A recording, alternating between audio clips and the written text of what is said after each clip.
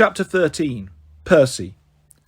Percy slept like a Medusa victim, which is to say, like a rock. He hadn't crashed in a safe, comfortable bed since, well, he couldn't even remember.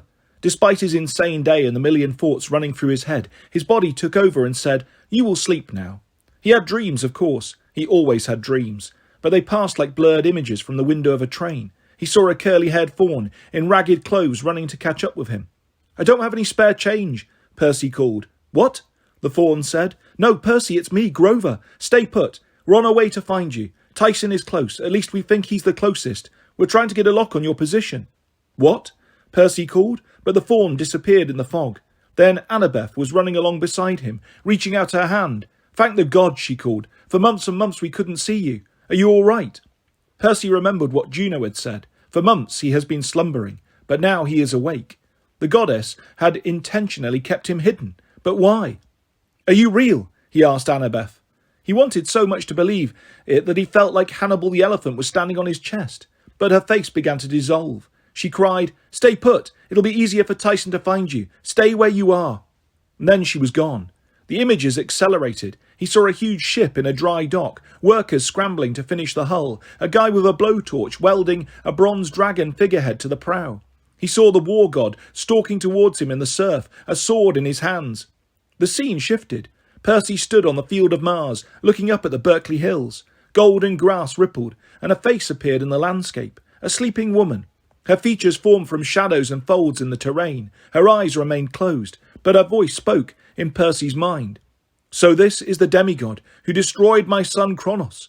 You don't look like much, Percy Jackson, but you're valuable to me. Come north. Meet Alconius. Juno can play her little games with Greeks and Romans, but in the end, you will be my pawn. You will be the key to the gods' defeat." Percy's vision turned dark. He stood in a theatre-sized version of the camp's headquarters. A Principia with walls of ice and freezing mist hanging in the air. The floor was littered with skeletons in Roman armour and imperial gold weapons encrusted with frost. In the back of the room sat an enormous shadowy figure. His skin glinted with gold and silver, as if he were an automaton, like Rayna's dogs. Behind him stood a collection of ruined emblems, tattered banners, and a large golden eagle on a staff of iron. The giant's voice boomed in the vast chamber. "This will be fun, son of Neptune. It's been eons since I broke a demigod of your caliber. I await you atop the ice." Percy woke, shivering. For a moment he didn't know where he was. Then he remembered. Camp Jupiter, the 5th Cohort Barracks. He lay in his bunk, staring at the ceiling and trying to control his racing heartbeat. A golden giant was waiting to break him. Wonderful. But what unnerved him more was that sleeping woman's face in the hills. "You will be my pawn." Percy didn't play chess, but he was pretty sure that being a pawn was bad. They died a lot. Even the friendlier parts of his dream were disturbing. A faun named Grover was looking for him. Maybe that's why Don had detected what had he called it? An empathy link. Somebody named Tyson was searching for him too, and Annabeth had warned Percy to stay where he was. He sat up in his bunk. His roommates were rushing around, getting dressed and brushing their teeth. Dakota was wrapping herself in a long piece of red speckled cloth, a toga. One of the Lairs was giving him pointers on where to tuck and fold. "Breakfast time?" Percy asked hopefully. Frank's head popped up from the bunk below. He had bags under his eyes like he hadn't slept well. "A quick breakfast, then we've got the Senate meeting." Dakota's head was stuck in his toga. He staggered around like a Kool-Aid-stained ghost. Percy said, "should I wear my bed sheets?" Frank snorted. "That's just for the senators. There are 10 of them, elected yearly. You've got to be at camp 5 years to qualify." "So how come we're invited to the meeting?" "Because, the quest." Frank sounded worried, like he was afraid Percy would back out. "We have to be in on the discussion. You, me, Hazel, if you're willing." Frank probably didn't mean to guilt him, but Percy's heart felt pulled like taffy. He had sympathy for Frank, getting claimed by the war god in front of the whole camp. What a nightmare. Plus, how could Percy say no to that big pouty baby face? Frank had been given a huge task that would most likely get him killed. He was scared. He needed Percy's help. And the 3 of them had made a good team last night. Hazel and Frank were solid, dependable people. They'd accepted Percy like family. Still, he didn't like the idea of this quest, especially since it came from Mars, and especially after his dreams. I'd better get ready." He climbed out of bed and got dressed. The whole time he thought about Annabeth. Help was on the way. He could have his old life back. All he had to do was stay put. At breakfast, Percy was conscious of everyone looking at him. They were whispering about the previous night. 2 gods in one day. Un-Roman fighting. Water cannon up my nose. He was too hungry to care. He filled up on pancakes, eggs, bacon, waffles, apples, and several glasses of orange juice. He probably would have eaten more, but Rayner announced that the Senate would now convene in the city, and all the folks in togas got up to leave. Here we go. Hazel fidgeted with a stone that looked like a 2-carat ruby. The ghost Vitellius appeared next to them in a purple shimmer. Bona fortuna, you 3. Ah, Senate meetings. I remember the one when Caesar was assassinated. Why, the amount of blood on his toga. Thanks, Vitellius, Frank interrupted. We should get going. Rayner and Octavian led the procession of senators out of camp, with Rayner's metal greyhounds dashing back and forth along the road. Hazel, Frank and Percy trailed behind. Percy noticed Nico D'Angelo in the group, wearing a black toga and talking with Gwen, who looked a little pale but surprisingly good, considering she'd been dead the night before. Nico waved at Percy, then went back to his conversation, leaving Percy more sure than ever that Hazel's brother was trying to avoid him. Dakota stumbled along in his red speckled robe. A lot of other senators seemed to be having trouble with their togas. 2. Hiking up their hems, trying to keep the cloth from slipping off their shoulders. Percy was glad he was wearing a regular purple t-shirt and jeans. How could Romans move in these things, he wondered. They were just for formal occasions, Hazel said, like tuxedos. I bet the ancient Romans hated togas as much as we do. By the way, you didn't bring any weapons, did you? Percy's hand went to his pocket, where his pen always stayed. Why? Are we not supposed to? No weapons allowed inside the Pomeranian line, she said. The what line? Pomerian, Frank said. The city limits. Inside is a sacred safe zone. Legions can't march through. No weapons allowed. That's so Senate meetings don't get bloody. Like Julius Caesar getting assassinated? Percy asked. Frank nodded. Don't worry, nothing like that has happened in months. Percy hoped he was kidding. As they got closer to the city, Percy could appreciate how beautiful it was. The tiled roofs and gold domes gleamed in the sun. Gardens bloomed with honeysuckle and roses. The central plaza was paved in white and grey stone, decorated with statues, fountains and gilded columns. In the surrounding neighbourhoods, cobblestone streets were lined with freshly painted townhouses, shops, cafes and parks. In the distance rose the Colosseum and the horse racing arena. Percy didn't notice they'd reached the city limits until the senators in front of him started slowing down. On the side of the road stood a white marble statue, a life-size muscular man with curly hair, no arms and an irritated expression. Maybe he looked mad because he'd been carved only from the waist up. Below that he was just a big block of marble. Single file, please, the statue said. Have your IDs ready. Percy looked to his left and right. He hadn't noticed before, but a line of identical statues ringed the cities at intervals of about 100 yards. The senators passed through easily. The statue checked the tattoos on their forearms and called each senator by name. Gwendolyn, Senator, 5th Cohort, yes. Nico D'Angelo, Ambassador of Pluto. Very well. Rayner, Praetor, of course. Hank, Senator, 3rd Cohort. Oh, nice shoes, Hank. Ah, who have we here? Hazel, Frank and Percy were the last ones. Terminus, Hazel said. This is Percy Jackson. Percy, this is Terminus, the god of boundaries. New, eh? Said the god.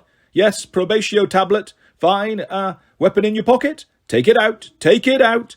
Percy didn't know how Terminus could tell, but he took out his pen. Quite dangerous, Terminus said. Leave it in the tray. Wait, where's my assistant? Julia! A little girl about 6 years old peeked out from behind the base of the statue. She had pigtails, a pink dress and an impish grin, with 2 missing teeth. Julia? Terminus glanced behind him, and Julia scurried in the other direction. Where did that girl go? Terminus looked the other way and caught sight of Julia before she could hide. The little girl squealed with delight. Oh, there you are, said the statue. Front and centre, bring the tray. Julia scrambled out and brushed off her dress. She picked up a tray and presented it to Percy. On it were several paring knives, a corkscrew, an oversized container of sun lotion, and a water bottle. You can pick up your weapon on the way out, Terminus said. Julia will take care of it. She's a trained professional.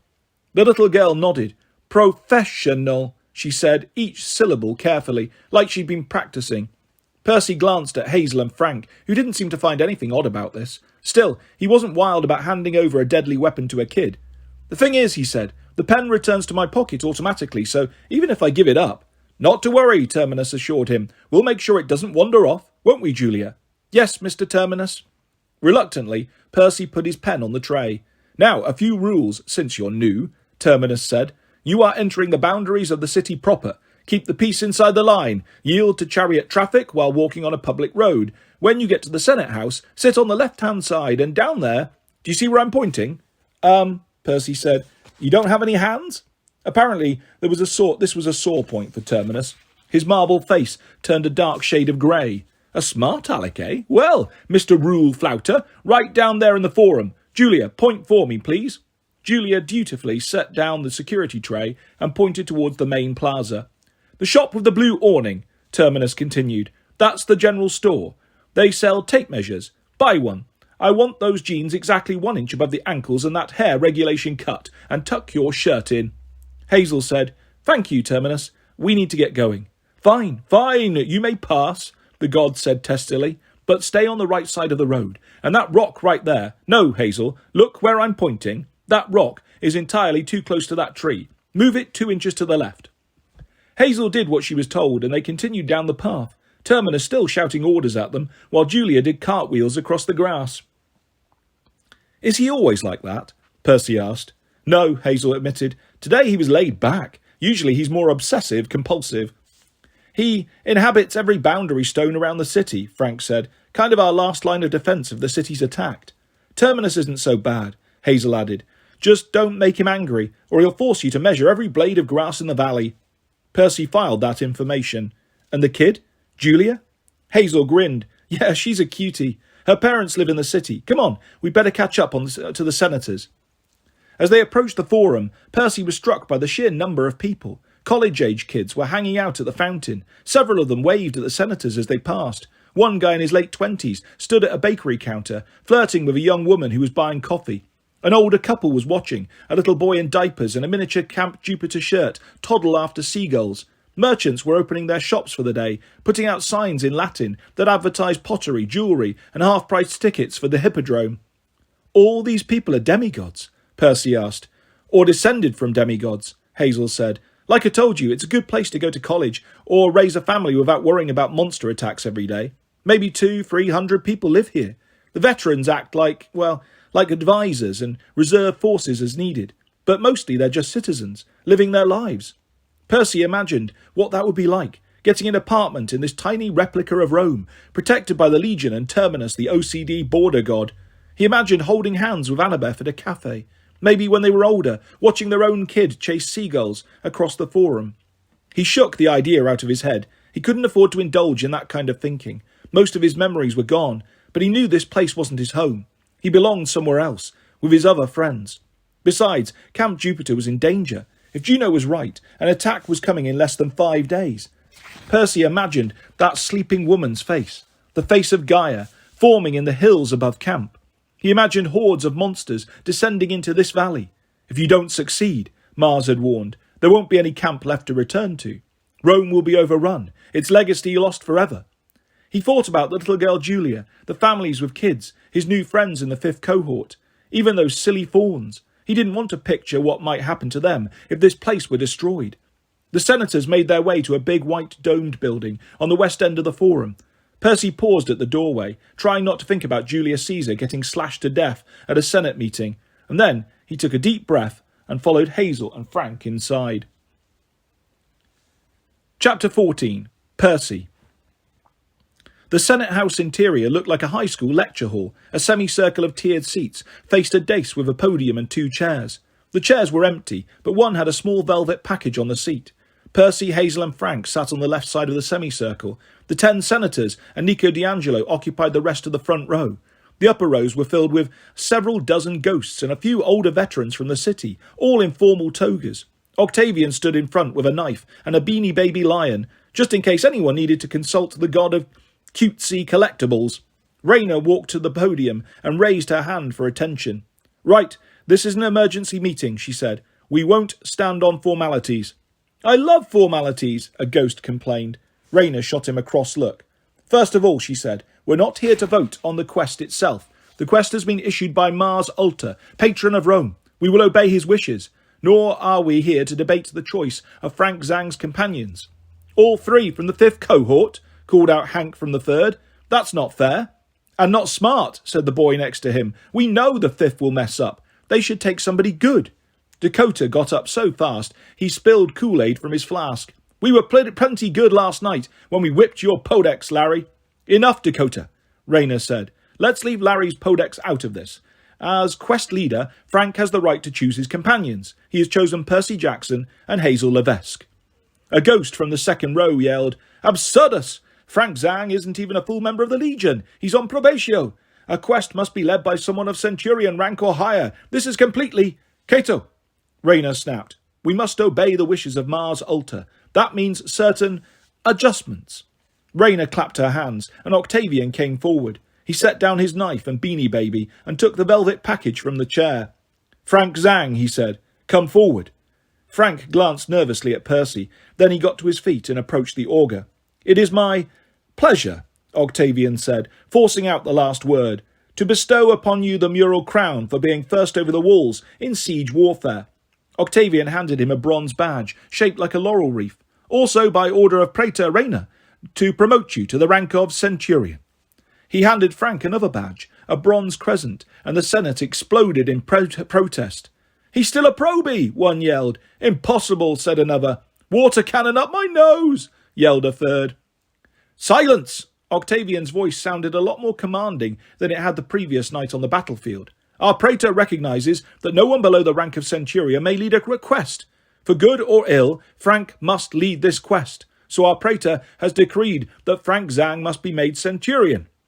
Suddenly Percy understood what an effective speaker Octavian was. He sounded reasonable and supportive, but his expression was pained. He carefully crafted his words to put all the responsibility on Rayner. This was her idea, he seemed to say. If it went wrong, Rayner was to blame. If only Octavian had been the one in charge, things would have been done more sensibly. But alas, he had no choice but to support Rayner, because Octavian was a loyal Roman soldier. Octavian managed to convey all that without saying it, simultaneously calming the Senate and sympathising with them. For the first time, Percy realised this scrawny, funny-looking scarecrow of a kid might be a dangerous enemy. Rayner must have recognised this too. A lot of irritation flashed across her face. There is an opening for Centurion, she said. One of our officers, also a senator, has decided to step down. After 10 years in the Legion, she will retire to the city and attend college. Gwen, of the 5th cohort, we thank you for your service. Everyone turned to Gwen, who managed a brave smile. She looked tired from the previous night's ordeal, but also relieved. Percy couldn't blame her. Compared to getting skewered with a pilum, college sounded pretty good. As praetor, Rayner continued, I have the right to replace officers. I admit it's unusual for a camper on probatio to rise directly to the rank of centurion, but I think we can agree. Last night was unusual. Frank Zhang, your ID, please. Frank removed the lead tablet from around his neck and handed it to Octavian. Your arm, Octavian said. Frank held up his forearm. Octavian raised his hands to the heavens. We accept Frank Zhang, son of Mars, to the 12th Legion Fulminata for his first year of service. Do you pledge your life to the Senate and people of Rome? Frank muttered something like, duh, and then he cleared his throat and managed, I do. The senators shouted, Senatus, Populusque, Romanus. Fire blazed on Frank's arm. For a moment his eyes filled with terror, and Percy was afraid his friend might pass out. Then the smoke and flame died, and new marks were seared onto Frank's skin. SPQR, an image of crossed spears and a single stripe, representing the first year of service. You may sit down. Octavian glanced at the audience, as if to say, This wasn't my idea, folks. Now, Rayner said, we must discuss the quest. The senators shifted and muttered as Frank returned to his seat. Did it hurt? Percy whispered. Frank looked at his forearm, which was still steaming. Yeah, a lot. He seemed mystified by the badges in his hand, the centurion's mark and the mural crown, like he wasn't sure what to do with them. Here, Hazel's eyes shone with pride. Let me. She pinned the medals to Frank's shirt. Percy smiled. He'd only known Frank for a day, but he felt proud of him too. You deserve it, man, he said. What you did last night, natural leadership. Frank scowled. But Centurion? Centurion Zhang, called Octavian. Did you hear the question? Frank blinked. Sorry, what?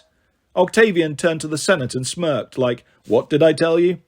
I was asking, Octavian said, like he was talking to a 3-year-old, if you have a plan for the quest. Do you even know where you're going? Hazel put her hand on Frank's shoulder and stood. Weren't you listening last night, Octavian? Mars was pretty clear. We're going to the land beyond the gods. Alaska. The senators squirmed in their togas. Some of the ghosts shimmered and disappeared. Even Rayna's metal dogs rolled over on their backs and whimpered. Finally, Senator Larry stood. I know what Mars said, but that's crazy. Alaska is cursed. They call it the land beyond the gods for a reason. It's so far north that the Roman gods have no power there. The place is swarming with monsters. No demigod has come back from there alive since you lost your eagle, Percy said. Larry was so startled, he fell back on his podex. Look, Percy continued, I know I'm new here. I know you guys don't like to mention the massacre in the 1980s. He mentioned it, one of the ghosts whimpered. But don't you get it? Percy continued. The 5th cohort led that expedition. We failed, and we have to be responsible for making things right. That's why Mars is sending us. This giant, the son of Gaia, he's the one who defeated your forces 30 years ago. I'm sure of it. Now he's sitting up there in Alaska with a chained death god and all your old equipment. He's mustering his armies and sending them south to attack this camp. Really? Octavian said. You seem to know a lot about our enemy's plans, Percy Jackson. Most insults Percy could shrug off, being called weak or stupid or whatever. But it dawned on him that Octavian was calling him a spy, a traitor. That was such a foreign concept to Percy, so not who he was. He almost couldn't process the slur. When he did, his shoulders tensed. He was tempted to smack Octavian on the head again, but he realised Octavian was baiting him, trying to make him look unstable. Percy took a deep breath. We're going to confront this son of Gaia, he said, managing to keep his composure. We'll get back your eagle and unchain this god. He glanced at Hazel. Thanatos, right? She nodded. Letus in Roman, but his old Greek name is Thanatos. When it comes to death, we're happy to let him stay Greek. Octavian sighed in exasperation. Well, whatever you call him, how do you expect to do all this and get back by the Feast of Fortuna? That's the evening of the 24th. It's the 20th now. Do you even know where to look? Do you even know who this son of Gaia is? Yes. Hazel spoke with such certainty that even Percy was surprised. I don't know exactly where to look, but I have a pretty good idea. The giant's name is Alsonius. That name seemed to lower the temperature in the room by 50 degrees. The senators shivered. Rayna gripped her podium. How do you know this, Hazel? Because you're a child of Pluto? Nico D'Angelo had been so quiet that Percy had almost forgotten he was there. Now he stood in his black toga. Praetor, if I may, he said, Hazel and we learned a little about the giants from our father. Each giant was bred specifically to oppose one of the 12 Olympian gods, to usurp that god's domain. The king of giants was Porphyrion, the anti-Jupiter, but the eldest giant was Alsonius. He was born to oppose Pluto. That's why we know of him in particular. Rayna frowned. Indeed, you sound quite familiar with him. Nico picked the edge of his toga. Anyway, the giants were hard to kill. According to prophecy, they could only be defeated by gods and demigods working together. Dakota belched. Sorry, did you say gods and demigods, like fighting side by side? That could never happen. It has happened, Nico said. In the first giant war, the gods called on heroes to join them and they were victorious. Whether it could happen again, I don't know. But with Alsonius, he was different. He was completely immortal, impossible to kill by god or demigod, as long as he remained in his home territory, the place where he was born. Nico paused to let that sink in. And if Alsonius has been reborn in Alaska, then he can't be defeated there, Hazel finished, ever, by any means, which is why our 1980s expedition was doomed to fail. Another round of arguing and shouting broke out.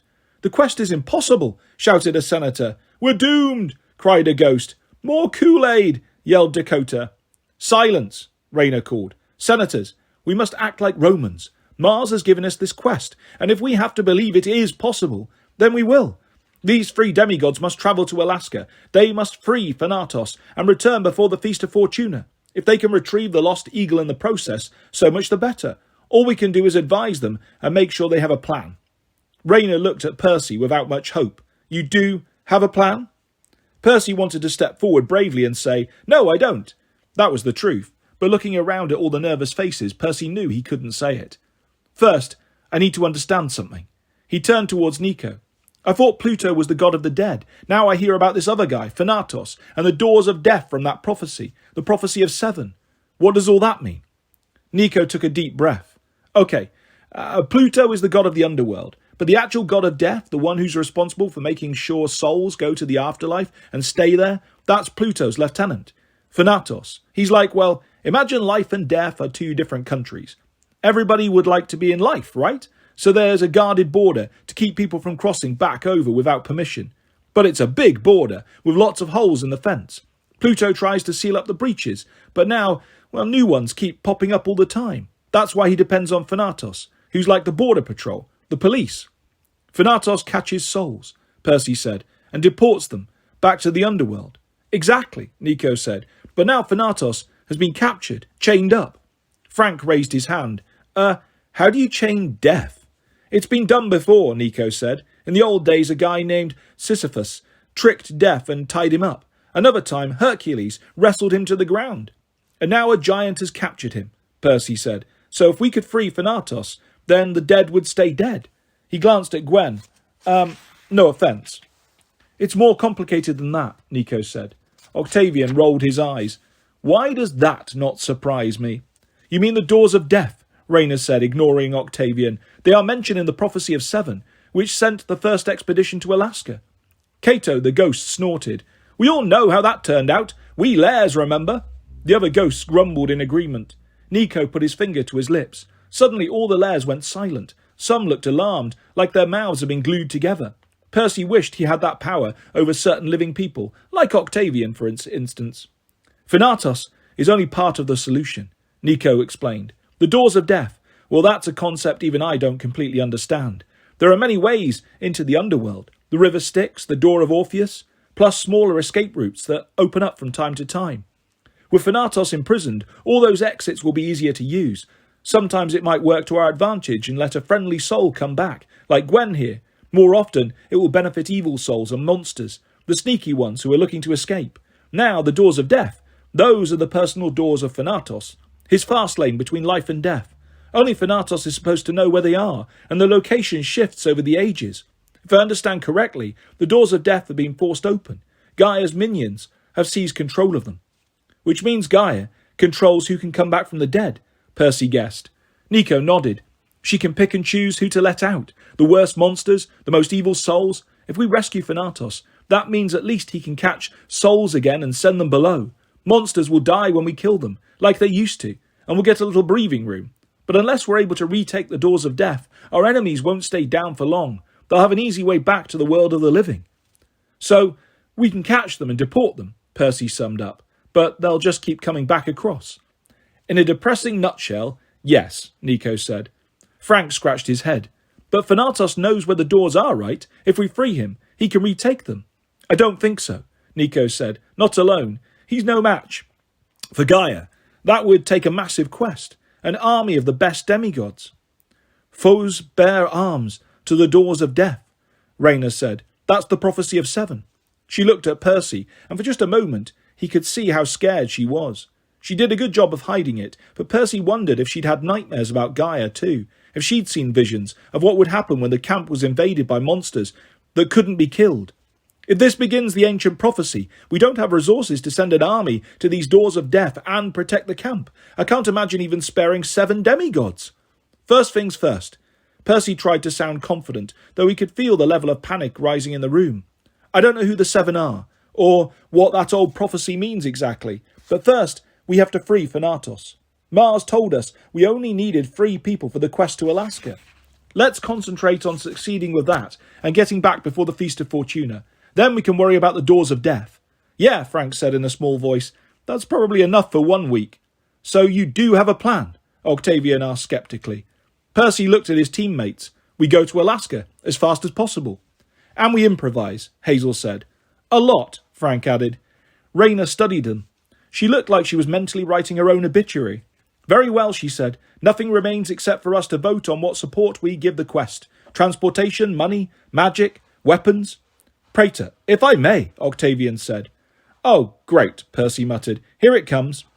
The camp is in grave danger, Octavian said. 2 gods have warned us we will be attacked 4 days from now. We must not spread our resources too thin, especially by funding projects that have a slim chance of success.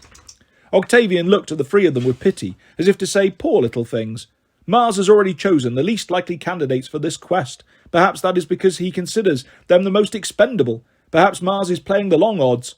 Whatever the case, he wisely didn't order a massive expedition, nor did he ask us to fund their adventure. I say we keep our resources here and defend the camp.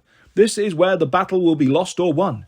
If these three succeed, wonderful, but they should do so by their own ingenuity. An uneasy murmur passed through the crowd. Frank jumped to his feet. Before he could start a fight, Percy said, "Fine, no problem, but at least give us transportation. Gaia is the Earth goddess, right? Going overland across the Earth. I'm guessing we should avoid that. Plus, it'll be too slow." Octavian laughed. "Would you like us to charter you an aeroplane?" The idea made Percy nauseous. "No, air travel. I have a feeling that would be bad too. But a boat? Can you at least give us a boat?" Hazel made a grunting sound. Percy glanced over. She shook her head and mouthed, "Fine, I'm fine." A boat? Octavian turned to the senators. The son of Neptune wants a boat. Sea traveller's never been the Roman way, but he isn't much of a Roman. "Octavian," Rayner said sternly, "a boat is little enough to ask, and providing no other aid seems very—" "Traditional?" Octavian exclaimed. "It is very traditional. Let us see if these questers have the strength to survive without help, like true Romans." More muttering filled the chamber. The senator's eyes moved back and forth between Octavian and Rayner, watching the test of wills. Rayner straightened in her chair. "Very well," she said tightly. "We'll put it to a vote. Senators, the motion is as follows. The quest shall go to Alaska. The Senate shall provide full access to the Roman Navy docked at Almeida. No other aid will be forthcoming. The three adventurers will survive or fail on their own merits. All in favour?" Every senator's hand went up. "The motion is passed." Rayner turned to Frank. "Centurion, your party is excused. The Senate has other matters to discuss. And Octavian, if I may confer with you for a moment." Percy was incredibly glad to see the sunlight. In that dark hall with all those eyes on him, he'd felt like the world was riding on his shoulders, and he was fairly sure he'd had that experience before. He filled his lungs with fresh air. Hazel picked up a large emerald from the path and slipped it in her pocket. "So, we're pretty much toast." Frank nodded miserably. "If either of you wants to back out, I wouldn't blame you." "Are you kidding?" Hazel said, "and pull sentry duty for the rest of the week." Frank managed to smile. He turned to Percy. Percy gazed across the forum. "Stay put," Annabeth had said in his dream. But if he stayed put, this camp would be destroyed. He looked up at the hills and imagined Gaia's face smiling in the shadows and ridges. "You can't win, little demigod," she seemed to say. "Serve me by staying or serve me by going." Percy made a silent vow. After the Feast of Fortuna, he would find Annabeth. But for now, he had to act. He couldn't let Gaia win. "I'm with you," he told Frank. "Besides, I want to check out the Roman Navy." They were only halfway across the forum when someone called, "Jackson!" Percy turned and saw Octavian jogging towards them. "What do you want?" Percy asked. Octavian smiled. "Already decided I'm your enemy. That's a rash choice, Percy. I'm a loyal Roman." Frank snarled. "You backstabbing slimy!" Both Percy and Hazel had to restrain him.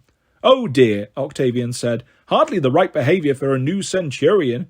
"Jackson, I only followed you because Rayner charged me with a message. She wants you to report to the Principia without your, two lackeys here. Rayner will meet you there after the Senate adjourns. She'd like a private word with you before you leave on your quest."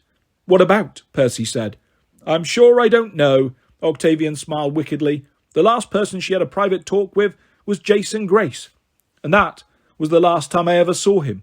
Good luck, and goodbye, Percy Jackson." Chapter 15. Percy. Percy was glad Riptide had returned to his pocket. Judging from Rayner's expression, he thought he might need to defend himself. She stormed into the Principia with her purple cloak billowing and her greyhounds at her feet. Percy was sitting in one of the praetor chairs that he'd pulled to the visitor's side, which maybe wasn't the proper thing to do. He started to get up. "Stay seated," Rayner growled. "You leave after lunch. We have a lot to discuss." She plunked down her dagger so hard the jelly bean bowl rattled. Aurum and Argentum took their posts on her left and right and fixed their ruby eyes on Percy. "What did I do wrong?" Percy asked. "If it's about the chair—" "It's not you," Rayner scowled. "I hate Senate meetings. When Octavian gets talking—" Percy nodded. "You're a warrior. Octavian is a talker. Put him in front of the Senate and suddenly he becomes the powerful one." She narrowed her eyes. "You're smarter than you look." "Gee, thanks. I hear Octavian might get elected praetor, assuming the camp survives that long." "Which brings us to the subject of doomsday," Rayner said, "and how you might help prevent it. Before I place the fate of Camp Jupiter in your hands, we need to get a few things straight." She sat down and put a ring on the table, a band of silver etched with a sword and torch design, like Rayna's tattoo. "Do you know what this is?" "The sign of your mum," Percy said. The war goddess." He tried to remember the name, but he didn't want to get it wrong. Something like Bologna or Salami. "Bologna, yes." Rayna scrutinized him carefully. "You don't remember where you saw this ring before? You really don't remember me or my sister, Hilla?" Percy shook his head. "I'm sorry. It would have been 4 years ago. Just before you came to camp." Rayna frowned. How did you... You've got 4 stripes on your tattoo. 4 years." Rayna looked at her forearm. "Of course. It seems so long ago. I suppose you wouldn't recall me even if you had your memory. I was just a little girl, one attendant among so many of the spa. But you spoke with my sister just before you and that other one, Annabeth, destroyed our home." Percy tried to remember. He really did. For some reason, Annabeth and he had visited a spa and decided to destroy it. He couldn't imagine why. Maybe they hadn't liked the deep tissue massage. Maybe they'd had bad manicures. "It's a blank," he said. "Since your dogs aren't attacking me, I hope you'll believe me. I'm telling the truth." Aurum and Argentum snarled. Percy got the feeling they were thinking, "Please lie. Please lie." Rayna tapped the silver ring. "I believe you're sincere," she said, "but not everyone at camp does. Octavian thinks you're a spy. He thinks he was sent by Gaia to find our weaknesses and distract us. He believes the old legends about the Greeks." Old legends? Rayna's hand rested halfway between her dagger and the jelly beans. Percy had a feeling that if she made a sudden move, she wouldn't be grabbing for the candy. "Some believe Greek demigods still exist," she said. "Heroes who follow the older forms of the gods. There are legends of battles between Roman and Greek heroes in relatively modern times, the American Civil War, for instance. I have no proof of this, and if our lairs know anything, they refuse to say. But Octavian believes the Greeks are still around, plotting our downfall, working with the forces of Gaia. He thinks you are one of them." "Is that what you believe?" "I believe you came from somewhere," she said. "You're important and dangerous. 2 gods have taken a special interest in you since you arrived, so I can't believe you'd work against Olympus. Or Rome." She shrugged. "Of course I could be wrong. Perhaps the gods sent you here to test my judgment. But I think you were sent here to make up for the loss of Jason." Jason. Percy couldn't go very far in this camp without hearing that name. "The way you talk about him," Percy said. "Were you 2 a couple?" Rayna's eyes bored into him like the eyes of a hungry wolf. Percy had seen enough hungry wolves to know. "We might have been," Rayna said, "given time. Praetors work closely together. It's common for them to become romantically involved. But Jason was only praetor for a few months before he disappeared. Ever since then, Octavian has been pestering me, agitating for new elections. I've resisted. I need a partner in power. But I prefer someone like Jason, a warrior, not a schemer." She waited. Percy realised she was sending him a silent invitation. His throat went dry. "Oh, you mean... Oh." "I believe the gods sent you to help me," Rayna said. "I don't understand where you came from, any more than I understand it 4 years ago, but I think your arrival is some sort of repayment. You destroyed my home once. Now you've been sent to save my home. I don't hold a grudge against you for the past, Percy. My sister hates you still, it's true, but fate brought me here to Camp Jupiter. I've done well. All I ask is that you work with me for the future. I intend to save this camp." The metal dogs glared at him, their mouths frozen in snarl mode. Percy found Rayna's eyes a lot harder to meet. "Look, I'll help," he promised. "But I'm new here. You've got a lot of good people who know this camp better than I do. If we succeed on this quest, Hazel and Frank will be heroes. You could ask one of them." "Please," Rayna said. "No one will follow a child of Pluto. There's something about that girl, rumours about where she came from. No, she won't do. As for Frank Zhang, he has a good heart, but he's hopelessly naive and inexperienced. Besides, if the others found out about his family history at this camp..."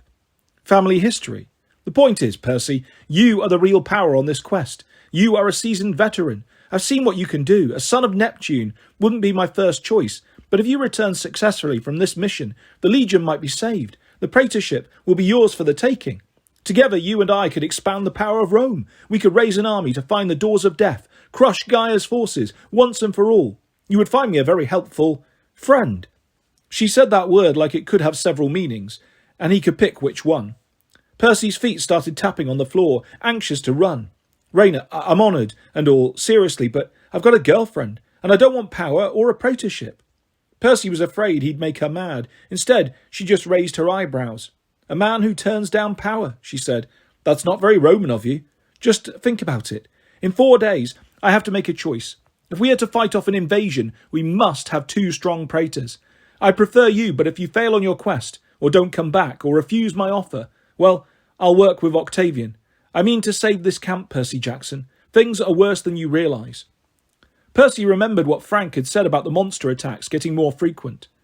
How bad? Rayna's nails dug into the table. Even the Senate doesn't know the whole truth. I've asked Octavian not to share his auguries, or we'd have mass panic. He's seen a great army marching south, more than we can possibly defeat. They're led by a giant. Alsonius. I don't think so. If he is truly invulnerable in Alaska, he'd be foolish to come here himself. It must be one of his brothers. Great, Percy said. So we've got 2 giants to worry about.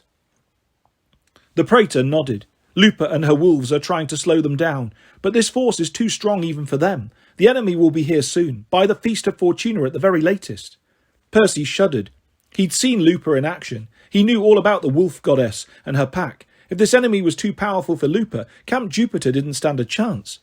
Rayna read his expression. Yes, it's bad, but not hopeless. If you succeed in bringing back our eagle, if you release Death so we can actually kill our enemies, then we stand a chance. And there's one more possibility. Rayna slid the silver ring across the table. I can't give you much help, but your journey will take you close to Seattle. I'm asking you for a favour, which may also help you. Find my sister, Hilla. Your sister? The one who hates me? Oh yes, Rayna agreed. She would love to kill you, but show her that ring as a token from me, and she may help you instead. May? I can't speak for her. In fact, Rayna frowned. In fact, I haven't spoken to her in weeks. She's gone silent, with these armies passing through. You want me to check on her? Percy guessed. Make sure she's okay. Partially, yes. I can't imagine she's been overcome. My sister has a powerful force. Her territory is well defended, but if you can find her, she could offer you valuable help. It could mean the difference between success and failure on your quest, and if you tell her what's happening here. She might send help? Percy asked. Rayna didn't answer, but Percy could see the desperation in her eyes. She was terrified, grasping for anything that could save her camp. No wonder she wanted Percy's help. She was the only praetor. The defence of the camp rested on her shoulders alone. Percy took the ring. I'll find her. Where do I look? What kind of force does she have? Don't worry. Just go to Seattle. They'll find you. That didn't sound encouraging, but Percy slipped the ring into his leather necklace with his beads and his probatio tablet. Wish me luck. Fight well, Percy Jackson, Rayna said, and thank you. He could tell the audience was over. Rayna was having trouble holding herself together, keeping up the image of the confident commander. She needed some time by herself. But at the door of the Principia, Percy couldn't resist turning. How did we destroy your home? That spa where you lived? The metal greyhounds growled. Rayna snapped her fingers to silence them. You destroyed the power of our mistress, she said. You freed some prisoners who took revenge on all of us who lived on the island. My sister and I, well, we survived. It was difficult, but in the long run I think we were better off away from that place. Still, I'm sorry, Percy said. If I hurt you, I'm sorry. Rayna gazed at him for a long time, as if trying to translate his words. An apology? Not very Roman at all, Percy Jackson. You'd make an interesting praetor. I hope you'll think about my offer. Chapter 16. Percy. Lunch felt like a funeral party. Everybody ate. People talked in hushed tones. Nobody seemed particularly happy. The other campers kept glancing over at Percy like he was the corpse of honour. Rayna made a brief speech wishing them luck. Octavian ripped open a Beanie Baby and pronounced grave omens and hard times ahead, but predicted the camp would be saved by an unexpected hero whose initials would probably Octavian. Then the other campers went off to their afternoon classes, gladiator fighting, Latin lessons, paintball with ghosts, eagle training, and a dozen other activities that sounded better than a suicide quest. Percy followed Hazel and Frank to the barracks to pack. Percy didn't have much. He'd cleaned up his backpack from his trip south and had kept most of his bargain mart supplies. He had a fresh pair of jeans and an extra purple t-shirt from the camp quartermaster, plus some nectar, ambrosia, snacks, a little mortal money, and camping supplies. At lunch, Rayna had handed him a scroll of introduction from the praetor and camp senate. Supposedly, any retired legionnaires they met on the trip would help them if shown the letter. He also kept his leather necklace with the beads, the silver ring and the probatio tablet, and, of course, he had Riptide in his pocket. He folded his tattered orange t-shirt and left it on his bunk. "I'll be back," he said. He felt pretty stupid talking to a t-shirt, but he was really thinking of Annabeth and his old life. "I'm not leaving for good, but I have to help these guys. They took me in. They deserve to survive." The t-shirt didn't answer, thankfully. One of their roommates, Bobby, gave them a ride to the border of the valley on Hannibal the elephant. From the hilltops, Percy could see everything below. The little Tiber snaked across golden pastures where the unicorns were grazing. The temples and forums of New Rome gleamed in the sunlight. On the field of Mars, engineers were hard at work, pulling down the remains of last night's fort and setting up barricades for a game of deathball. A normal day at Camp Jupiter, but on the northern horizon, storm clouds were gathering. Shadows moved across the hills, and Percy imagined the face of Gaia getting closer and closer. "Work with me for the future," Raynor had said. "I intend to save this camp." Looking down at the valley, Percy understood why she cared so much. Even though he was new to Camp Jupiter, he felt a fierce desire to protect this place. A safe haven where demigods could build their lives. He wanted that to be part of his future. Maybe not the way Raynor imagined, but if he could share this place with Annabeth.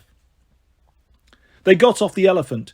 Bobby wished them a safe journey. Hannibal wrapped the three questors with his trunk, and then the elephant taxi service headed back into the valley.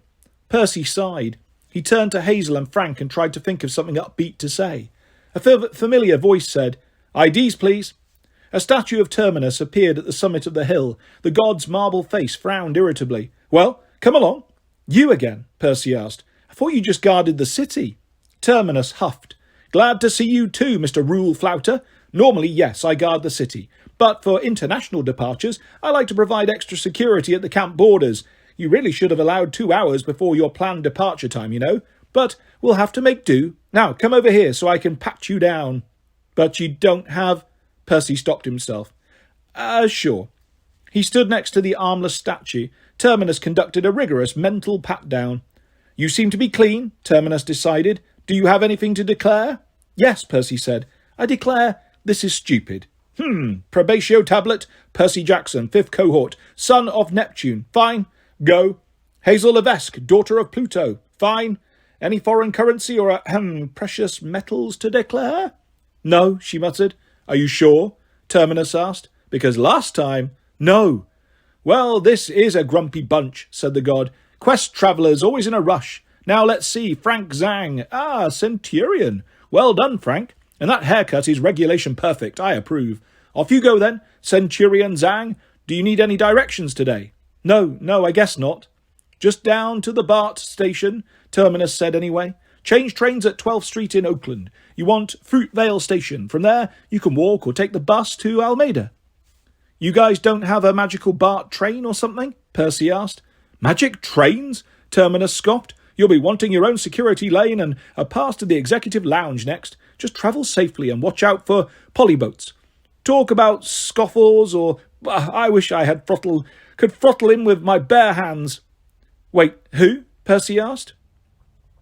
Terminus made a straining expression, like he was flexing his non-existent biceps. "Ah, well, just be careful of him. I imagine he can smell a son of Neptune a mile away. Out you go now. Good luck."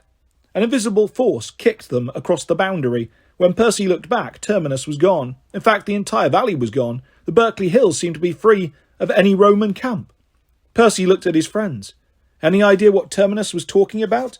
Watch out for political something or other. Polybotes. Hazel sounded out the name carefully. Never heard of him. "Sounds Greek," Frank said. "That narrows it down," Percy sighed. "Well, we probably just appeared on the smell radar for every monster within 5 miles. We'd better get going." It took them 2 hours to reach the docks in Almeida. Compared to Percy's last few months, the trip was easy. No monsters attacked. Nobody looked at Percy like he was a homeless wild child. Frank had stored his spear, bow and quiver in a long bag made for skis. Hazel's cavalry sword was wrapped in a bedroll slung on her back. Together, the 3 of them looked like normal high schoolers on the way to an overnight trip. They walked to Rock Ridge Station, bought their tickets with mortal money, and hopped on the BART train. They got off in Oakland. They had to walk through some rough neighbourhoods, and nobody bothered them. Whenever the local gang members came close enough to look in Percy's eyes, they quickly veered away. He perfected his wolf stare over the last few months, a look that said, "However bad you think you are, I'm worse." After strangling sea monsters and running over gorgons in a police car, Percy wasn't scared of gangs. Pretty much nothing in the mortal world scared him anymore. In the late afternoon, they made it to the Alameda docks. Percy looked out over San Francisco Bay and breathed in the salty sea air. Immediately he felt better. This was his father's domain. Whatever they faced, he'd have the upper hand as long as they were at sea. Dozens of boats were moored at the docks, everything from 50-foot yachts to 10-foot fishing boats. He scanned the slips for some sort of magic vessel. In Tyene, maybe, or a dragon-headed warship, like he'd seen in his dreams. You guys know what we're looking for? Hazel and Frank shook their heads. I didn't even know we had a navy. Hazel sounded as if she'd wished there wasn't one. Oh, Frank pointed out. You don't think... At the end of the dock was a tiny boat, like a dinghy, covered in a purple tarp. Embroidered in faded gold along the canvas was SPQR. Percy's confidence wavered. No way. He uncovered the boat, his hands working like knots, like he'd been doing it his whole life. Under the tarp was an old steel rowboat with no oars. The boat had been painted dark blue at one point, but the hull was so crusted with tar and salt, it looked like one massive nautical bruise. On the bow, the name Pax was still readable, lettered in gold. Painted eyes drooped sadly at the water level, as if the boat was about to fall asleep. On board were 2 benches, some steel wool, an old cooler, and a mound of frayed rope with one end tied to the mooring. At the bottom of the boat, a plastic bag and 2 empty Coke cans floated in several inches of scummy water. Behold, Frank said, the mighty Roman navy. There's got to be a mistake, Hazel said. This is a piece of junk. Percy imagined Octavian laughing at them, but he decided not to let it get him down. The Pax was still a boat. He jumped aboard and the hull hummed under his feet, responding to his presence. He gathered up the garbage in the cooler and put it on the dock. He willed the scummy water to flow over the sides and out of the boat. Then he pointed at the steel wool, and it flew across the floor, scrubbing and polishing so fast the steel began to smoke. When it was done, the boat was clean. Percy pointed at the rope, and it untied itself from the dock. No oars, but that didn't matter. Percy could tell that the boat was ready to move, just awaiting his command. This'll do, he said. Hop in. Hazel and Frank looked a little stunned, but they climbed aboard. Hazel seemed especially nervous. When they had settled on the seats, Percy concentrated, and the boat slipped away from the dock. Juno was right, you know. The sleepy voice of Gaia whispered in Percy's mind, startling him so badly the boat rocked. You could have chosen a new life in the sea.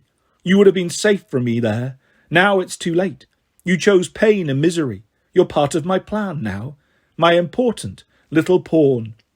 Get off my ship, Percy growled. What? Frank asked. Percy waited, but the voice of Gaia was silent. Nothing, he said.